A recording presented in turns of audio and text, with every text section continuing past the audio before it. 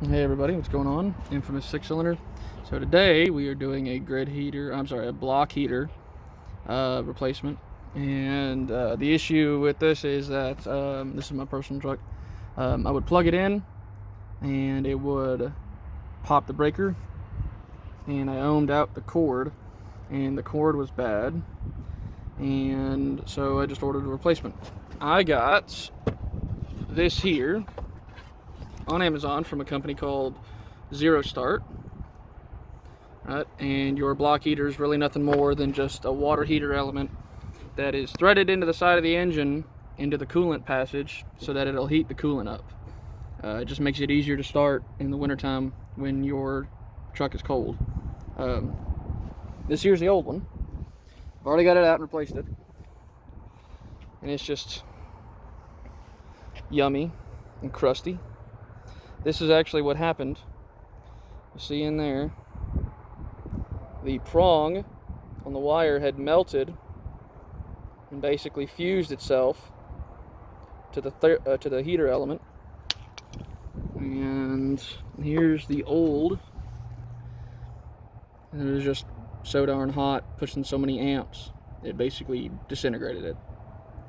But it's original with the truck, and the truck is 19, 20 years old, so no big deal. On these 2001, it's 2002 to 1996, I believe. 24 and 12 valves. The 12 valves are a little bit different.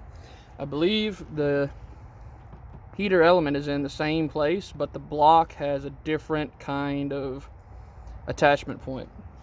The 12 valves have what's kind of like a bulkhead fitting, and the heater element is kind of like bent over into an L shape, and basically there's some prongs, and the heater element sits inside of that hole where the coolant passage is, and it just heats it up. This here, they updated the vehicles block heaters with the 24 valves. That is a threaded hole. It is 3/4 National Pipe Thread, NPT, and you don't really need to put pipe dope on it or anything, or any kind of sealant, because NPT threads are always tapered for sealing.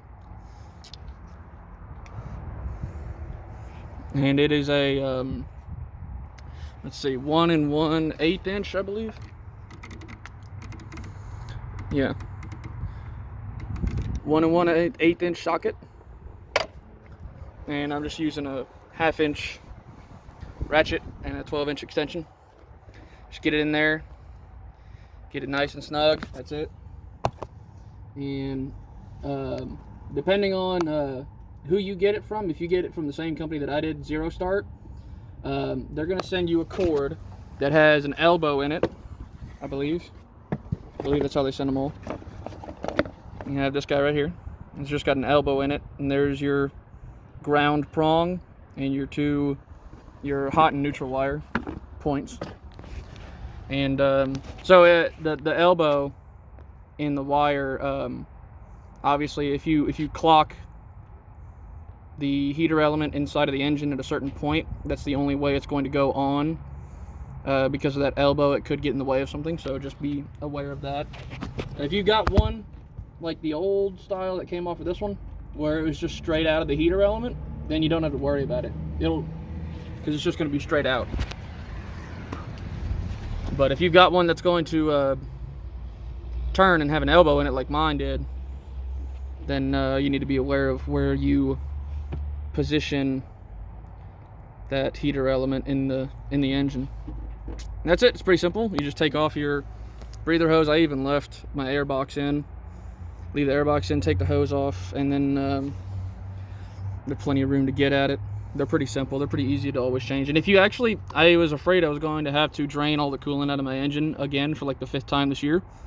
If you leave the cap on, that point where that hole is for the heater element is the lowest point on the rest of the engine. So if you leave the cap on, air is forced to go in that hole as coolant is coming out, so it slows down the flow. It makes like a glugging sound, like if you were to pour water in a glass from like a jug or something. It's the same effect. It slows it down. So you don't have to drain all of the coolant, or all the coolant won't necessarily drain. And unless you have a fair amount of rust buildup, you really don't need to clean the threads and drain all the coolant anyways. In my case, like I said, I just slapped the new one in there. No issues whatsoever. So gonna be a follow-up probably at some point. I might even video today. Today I wanted to get all my AC components fixed. I might do a video on that too. Who knows? All right, thanks for tuning in, y'all. Bye-bye.